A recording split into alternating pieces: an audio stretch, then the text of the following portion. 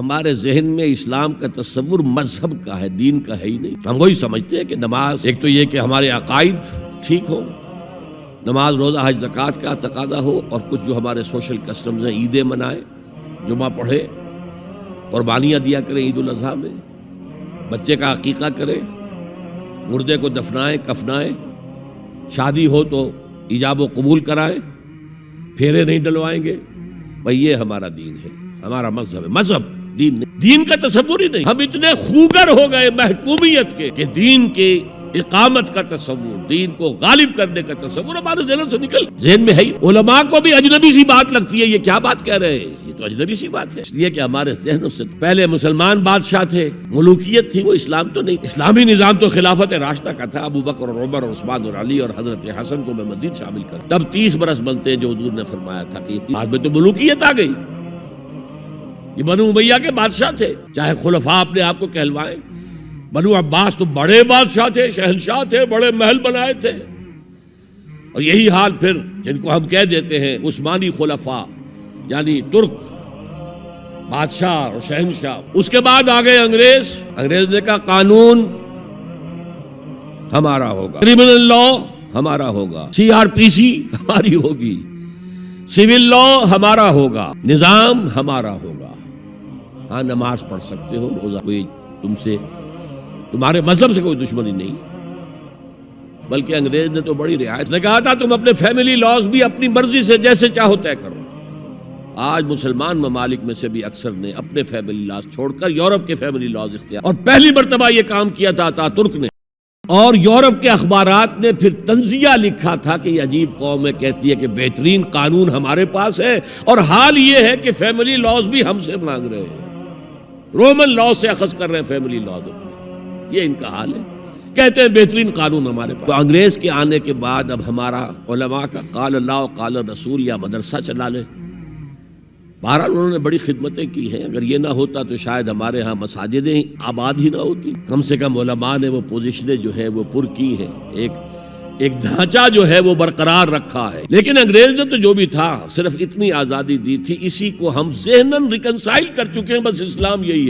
امریکہ اور انگلینڈ خاص طور پر، اور بقیہ عیسائی مملکتیں بھی بالعموم، اسلام کے خلاف جو جنگ جاری کر رہے ہیں، اور تیزی کے ساتھ یہ بڑھے گی، اس کا بھی معاملہ یہ ہے کہ مذہب کی حیثیت سے اسلام کے خلاف ان کی کوئی جنگ نہیں۔ جب بش کہتا ہے کہ ہم تو اسلام کے خلاف نہیں، صحیح کہتا ہے، سچ کہتا ہے، وہ یہ کہہ سکتے ہیں you have come here, you have purchased churches and synagogues and converted into mosques, did we object?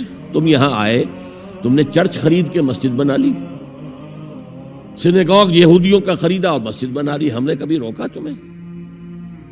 تم نمازیں پڑھتے ہو، ہم نے روکا؟ روزے رکھتے ہو، ہم نے روکا؟ بلکہ رمضان میں وائٹ ہاؤس میں ایک افطاری بھی دے دیتے ہیں تمہیں، سیریمونیل۔ تمہاری عید ہے، بقرہ عید ہے، ہم کومیموریٹو سٹیمپس جاری کر دیتے ہیں، یہ عید کا جو ہے ڈاک کا ٹکٹ ہے اور یہ بقرہ عید کا ہے۔ تو مذہب سے تو ہمیں کوئی اعتراض نہیں، لیکن اسلام کا سیاسی، معاشی اور سماجی نظام nothing doing, we will not bear it، نظام ہمارا ہوگا۔ اور سمجھ لیجئے یہ تاریخ نے پورا سرکل، ایک گھیرا پورا کر، وہ جو مولانا حالی نے کہا تھا، اے خاصہ خاصان رسول وقت دعا ہے، امت پہ تیری آ کے عجب وقت پڑا ہے، وہ دین جو بڑی شان سے نکلا تھا وطن سے پردیس میں، وہ آج غریب الغرباء ہے۔ کس شان سے نکلا تھا اسلام، اور آج بالکل ریورس ہو گیا معاملہ۔